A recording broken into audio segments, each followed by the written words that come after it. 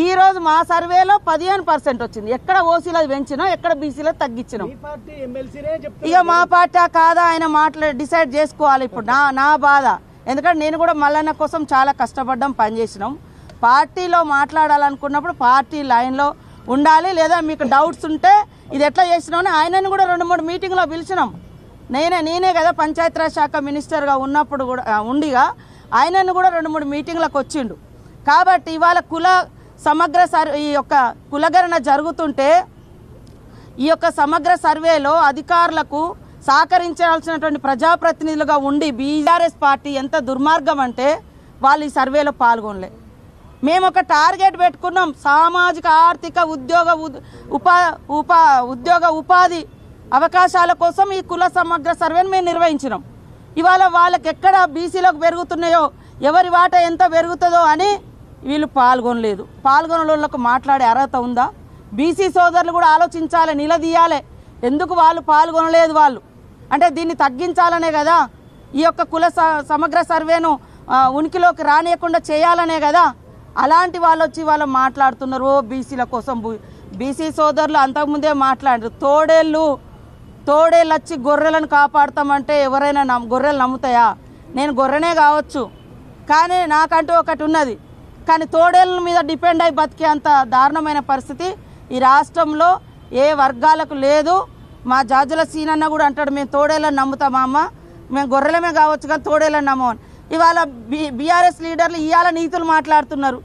మీ ఇంట్లో ఒక పీసీసీ ఒక సెక్రటరీ అంటే ప్రెసిడెంట్గా ఉన్నారు, సీఎంగా ఉన్నారు, కనీసం వర్కింగ్ ప్రెసిడెంట్ కూడా గతి లేదు. బీసీలకు ఎందుకు ఇవ్వలేదు మీరు వర్కింగ్ ప్రెసిడెంట్? 20 ఏళ్లలో శాంతి వాళ్ళని నెట్టి పడేసిర్రు, మీ కుటుంబాన్ని మాత్రం మంచిగా నడుపుకున్నారు. మీకు మాట్లాడే అర్హత ఉందా? వాళ్ళు వెనుక ఎట్లా పోయి నిలబడుతుర్రో మా బీసీ సోదరులు కూడా ఆలోచించాలి. 10 ఏళ్లల్లో మరి బీసీలకు బడ్జెట్ ఏమి ఇచ్చిర్రు? ఇవాళ నీతులు మాట్లాడుతున్నారు కదా, బడ్జెట్ కేటాయింపులు కూడా లేవు. వాళ్ళు వెనుక ఉండే 5-10 మందో. ఇవాళ నేను అంటా ఉన్నా, తలసాని శ్రీనివాస్ యాదవ్ గారు మాట్లాడండి, ఓకే సంతోషం. అయ్యా మరి మీరెందుకు కుల సమగ్ర సర్వేలో పాల్గొనలేదు? ఏం తప్పు ఉంది మాది? ఏం తప్పు రాసినాం? ఓకే, నీకు ఇష్టం, నీ కులాన్ని కూడా నువ్వు ఎక్కించుకోలేకపోయినా ఇలాంటి వాళ్ళు ఎంతమంది ఎక్కించుకోలేదు? మరి ఇలాంటి ఆయన ఎక్కించుకోలేదు, పద్మారావు ఎక్కించుకోలేదు, ఇక అందరు మిగతా అప్పర్ క్యాస్ట్ వాళ్ళు ఎక్కించుకోలేదు, బీసీల నుంచి వీళ్ళిద్దరు ఎక్కించుకోలేదు, మిగతా అంతా దాదాపుగా ప్రజాప్రతినిధులంతా అప్పర్ క్యాస్ట్లోనే ఉన్నారు.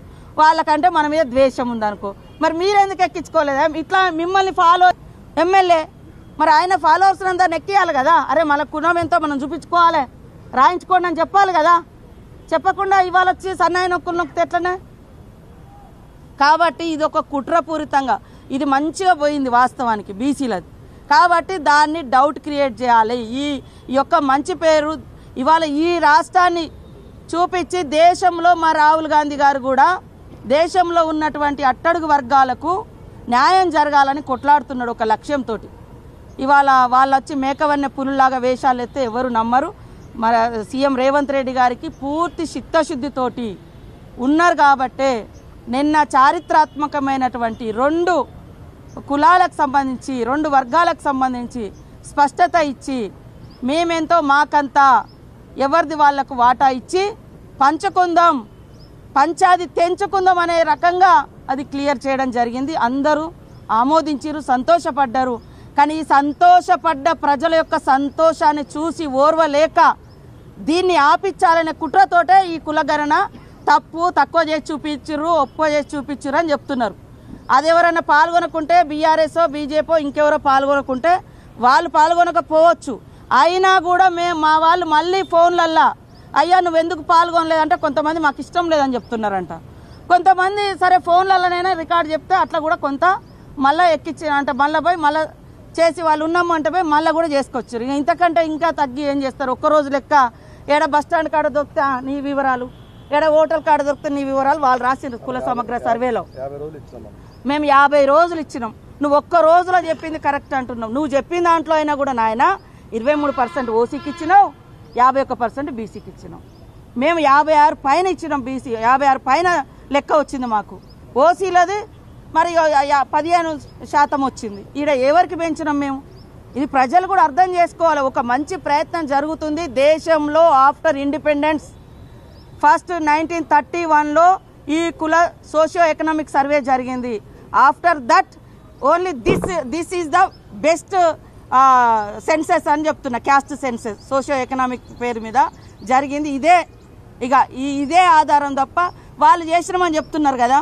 వాళ్ళు లిమ్కా బుక్ అయితే పంపించారు కానీ మరి గవర్నమెంట్ వెబ్సైట్లో పెట్టాలి కదా, రికార్డులలో పెట్టాలి కదా, కనీసం చర్చ పెట్టాలి కదా, కనీసం అసెంబ్లీ కన్నా నివేదించాలి కదా.